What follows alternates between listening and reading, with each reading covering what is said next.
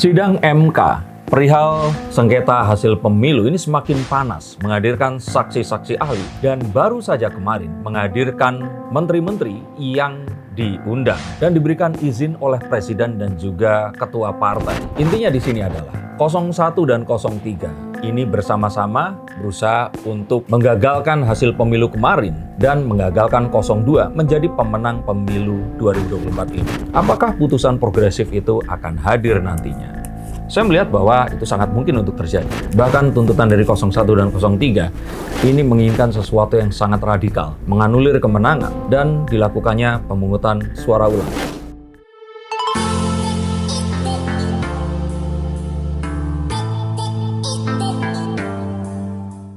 Sidang MK perihal sengketa hasil pemilu ini semakin panas, menghadirkan saksi-saksi ahli, dan baru saja kemarin menghadirkan menteri-menteri yang diundang dan diberikan izin oleh presiden dan juga ketua partai yang mewakili mereka, ya kecuali Pak Erlangga ya, karena dia ketua partainya, dan menghasilkan hasil yang sangat luar biasa yang ya kalian tonton sendiri. Tapi akan seperti apa hasil dari sidang MK ini? Karena semakin tidak terprediksi. Untuk kalian semua yang kebingungan, ini tentang apa dan akan berakhir seperti apa? Saya akan jelaskan, sederhanakan, dan tunjukkan akan seperti apa sidang ini akhirnya nanti. Kita akan lihat lewat kartu-kartu saya. Jadi apa sih yang sebenarnya terjadi dalam sidang ini? Dan mengapa orang masih meributkannya? Saya akan coba untuk jelaskan pada kalian semua. Intinya di sini adalah 01 dan 03 ini bersama-sama berusaha untuk menggagalkan hasil pemilu kemarin dan menggagalkan 02 menjadi pemenang pemilu 2024 ini. Itu saya sudah tahu Mas Darko. Tapi bagaimana caranya? Nah, pihak 01 dan 03 ini ingin meraih kemenangan dengan mengupayakan agar sidang MK ini tidak hanya akan jatuh menjadi seperti sidang kasus pidana yang biasa. Apa kasus sidang pidana yang biasa? Yang artinya semua dalil yang disampaikan ini harus diberikan bukti yang nyata dan benar-benar ada. Karena MK ini adalah mahkamah yang bisa untuk mengaudit dan terus kemudian membatalkan dan menetapkan sebuah undang-undang baru yang diajukan oleh siapapun warga negara Indonesia. Maka harapan 01 dan 03, MK ini akan mengeluarkan putusan sapu jagat yang tidak melihat hal-hal yang merupakan bukti real atau nyata. Dan putusan sapu jagatnya itu diharapkan menjadi keputusan yang progresif atau belum pernah dilakukan sebelumnya. Hal ini dilihat dari berulang kalinya pihak 01 dan 03 menegaskan bahwa MK ini bukanlah hanya sebagai lembaga peradilan semata, tapi juga sebagai the guardian of constitution. Maka mereka akan selalu mengatakan jangan jadi mahkamah kalkulator yang cuma menghitung barang bukti, karena dalam barang bukti mereka ini kalah, tidak bisa menghadirkan. Dan jika memang harus ditempuh hal seperti itu, yang menghadirkan barang bukti, yang mana pelanggarannya ini dianggap sebagai sebuah tindakan yang melawan hukum, maka yang dilakukan 02 ini tidak ada yang inkonstitusional atau melanggar hukum. Itulah kesulitannya. Maka karena itu 01 dan 03 selalu mendalilkan dengan sebuah maksud, maka diikuti oleh saksi-saksi ahli yang filosofis seperti Romo Magnis dan ahli psikologi untuk memberikan konteks kepada dalil yang mereka berikan ini tadi. Cukup jelas atau tambah pusing? Pada dasarnya 01 dan 03 ingin MK memberikan sebuah keputusan sapu jagat berdasarkan dalil-dalil dugaan mereka ini tadi. Dengan 02 menginginkan segala keputusannya harus berdasarkan bukti-bukti yang otentik dan nyata adanya. Apakah putusan progresif itu akan hadir nantinya? Saya melihat bahwa itu sangat mungkin untuk terjadi. Karena baru saja kemarin, MK menghilangkan pasal tentang berita bohong dan pencemaran nama baik. Serta sebelumnya lagi, mengubah batas threshold yang dianggap belum pernah dilakukan oleh MK sebelumnya. Tentu saja ini di luar batas usia wakil presiden dan keputusan MK yang terus kemudian menjadikan putusan 90 itu menjadi kontroversial. Bahkan tuntutan dari 01 dan 03 ini menginginkan sesuatu yang sangat radikal, menganulir kemenangan dan dilakukannya pemungutan suara ulang, bukan pemilu. Di mana 01 dan 03 ini berusaha untuk memenangkan proses pengadilan dengan melihat peluang disetujuinya gugatan mereka ini tadi, karena melihat bahwa satu hakim yang tidak setuju saat batas usia diturunkan, yang terus kemudian melenggangkan Gibran menjadi calon wakil presiden dan kemudian memenangi pemilu ini adalah Pak Soeharto yang saat ini menjadi ketua sidang MK yang saat ini terjadi. Di mana jika ternyata dilakukan keputusan berdasarkan suara terbanyak, maka sisi di mana ketua hakim MK ini berada, itu akan ditambahkan satu suara karena keistimewaan kedudukan hakim MK-nya ini tadi.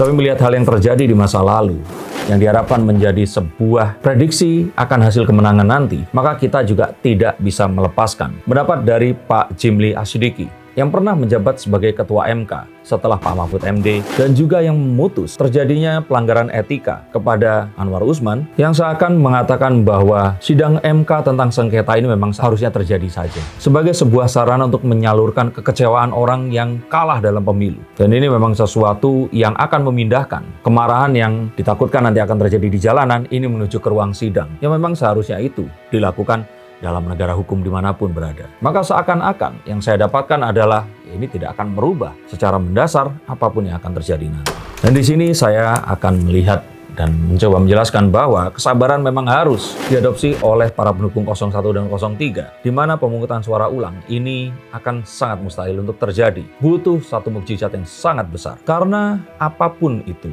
MK tetap butuh bukti yang konkret. Meski keputusannya nanti ini akan sangat kualitatif. Betul jika seluruh persidangan dan keputusannya ini harus beyond any reasonable doubt atau dengan bukti yang tak terbantahkan.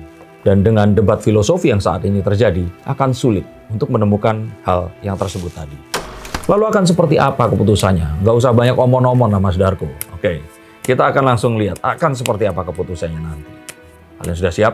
Keputusannya nanti akan berusaha untuk sangat bijaksana memenangkan kedua belah pihak dan menenangkannya. Apakah akan tetap memenangkan Prabowo Gibran? Tentu saja. Tapi pasti akan meminta pemerintahan yang berikutnya untuk berdiskusi bersama dengan DPR melahirkan sebuah konstitusi yang baru yang akan mereka sepakati dalam pemilu yang akan mendatang nanti. Di mana hal-hal yang selama ini menjadi sengketa itu harus dihindari. Keputusan nanti akan sangat kualitatif, tapi tidak akan merubah apapun secara substantif. Dan walaupun ini akan menimbulkan kesulitan untuk dicerna, terutama oleh pihak 01 dan 03, tapi mereka seperti sudah mengetahui bahwa ini semua pasti akan juga berakhir seperti ini. Dan mereka akan tetap mendapatkan kemenangan karena pendukungnya akan tetap merasa bahwa suara dan hak mereka itu diperjuangkan dan tidak kemudian hancur begitu saja tanpa ada perlawanan sedikit pun. Bayangkan semua provinsi kecuali 2 provinsi saja. Maka saya kira keputusan ini mungkin bukan keputusan yang populer, tapi keputusan yang akan me-wrap up,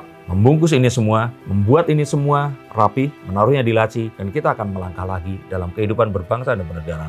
Jika ternyata perlu martir, saya pikir KPU dan Bawaslu mungkin akan terlalu jahat kalau bilang dikorbankan. Tetapi bisa saja mereka yang akan terus kemudian ketiban sampur untuk harus mengadmit ini tadi. Bisa juga ada catatan untuk mungkin Prabowo Gibran dan Presiden Jokowi, tapi ini sekali lagi tidak akan menimbulkan satu hal yang substantif. Para hakim ini tentu sadar dengan kondisi berbangsa dan bernegara di Indonesia yang akan malah menimbulkan satu hal yang akan sangat mengundang malapetaka jika memutuskan sesuatu yang radikal nanti. Jika ternyata kemarin saja Pak Prabowo saja yang sudah berkali-kali melawan Jokowi, ini bisa dipersatukan, apalagi cuma perkara hal yang seperti sekarang ini. 1 atau 2 tahun dari sekarang kita akan segera melupakan apa yang terjadi. Dan kita semua akan fokus kepada hal yang akan kita kejar nanti dalam Indonesia Emas di tahun 2045 kelak. Betul akan ada pilkada yang tentu saja akan dibuat tidak kalah panasnya. Tapi harapan saya ini semua bisa berlalu dan tidak menimbulkan friksi atau gesekan yang akan memecah belah bangsa kita. Terima kasih.